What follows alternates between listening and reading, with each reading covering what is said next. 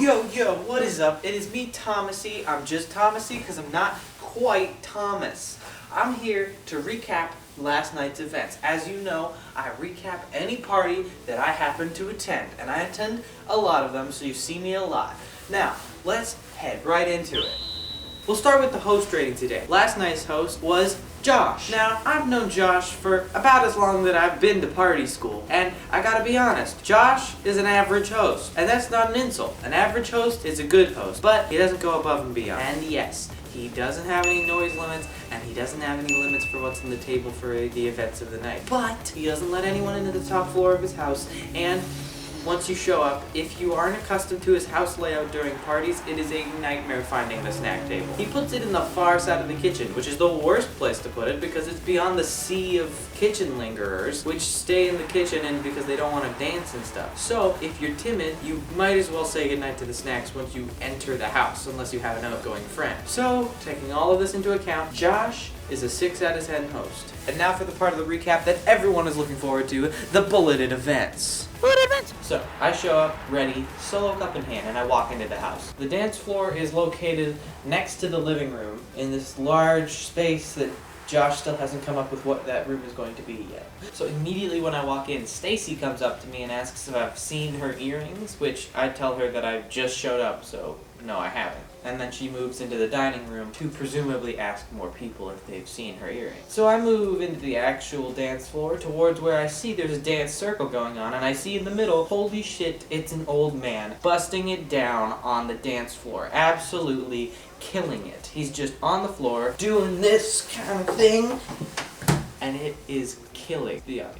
Everyone hyping him up. Some of them were like even going down, put a wallet in his mouth. I have no idea what that was all about. So I don't know if that move had a name. I couldn't find the guy later in the night to ask him. I think he went home. But I think I overheard some people at the dance floor saying something about like seizure or something. So that's probably what the dance move was called. So I move into the dining room. And of course they're using the table for beer pong. And I see the Chads playing. So I wave to him. He waves back. And as he's about to go and yell my name, as his mouth's open, his opponent throws the ball, and it lands smack dab in the middle of his gaping god. We laughed for a bit about that. It was wild. So I hear a loud-ass screech from the other room. I go to see what's the haps. After all, it could be a cat fight, right? So I get my phone out. Well, turns out it was a cat, but no fights. Long story short, Josh probably shouldn't have left a bunch of drunken partygoers with his cat and a curling iron. I'll tell you that much. So I head back into the dining room. And who else but Todd is playing beer pong right now against some samurai-looking motherfucker with the plate armor and everything. And he absolutely smokes him. So the samurai guy gets so pissed that he lost that he says something along the lines of 死ぬ準備をする。異教徒。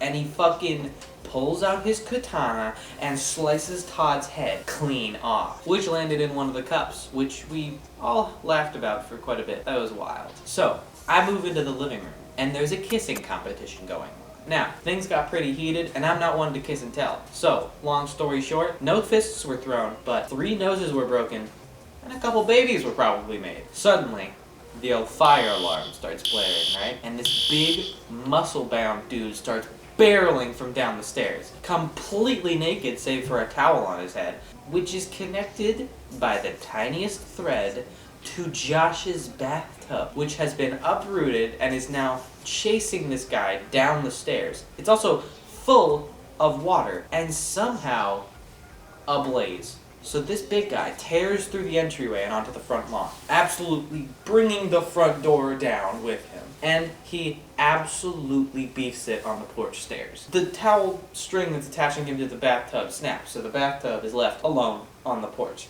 And the guy absolutely beefs it on the stairs and falls into this big hole that me and Josh Doug built a while ago at his front lawn. Now I follow this shit outside because if I'm gonna pick between a bunch of drunk dance floor people and naked flaming Andre the Giant in a hole in the front lawn, I'm gonna pick Andre the Giant. So I help the guy out of his hole, and he was pretty alright in the end. We're getting brunch next week. Now, those keen viewers out there will have noticed the subtle hint I left in the last bullet on what this next one will be. The flaming bathtub was left unattended on Josh's wooden porch, and the motherfucker sets the house absolutely up. Everyone runs the fuck out. A couple people grabbed that cat, and some people were still crowd surfing that old man, and Josh runs out with Todd's reanimated head, who is now talking about something beyond the veil of death and whatever, and he meets me outside. We look up at his burning house together in the dark, and we sat down for a while. Me, him, and Todd actually had quite the nice conversation about how nothing lasts and the concept of death, and the samurai actually joined in halfway through. He and Todd made up, and he was real chill in me. After a good while, when the flames had turned to embers, I got up, brushed myself up, and left Josh to clean up his house. I bumped into this really talkative raccoon on the way home. He was apparently at the party too,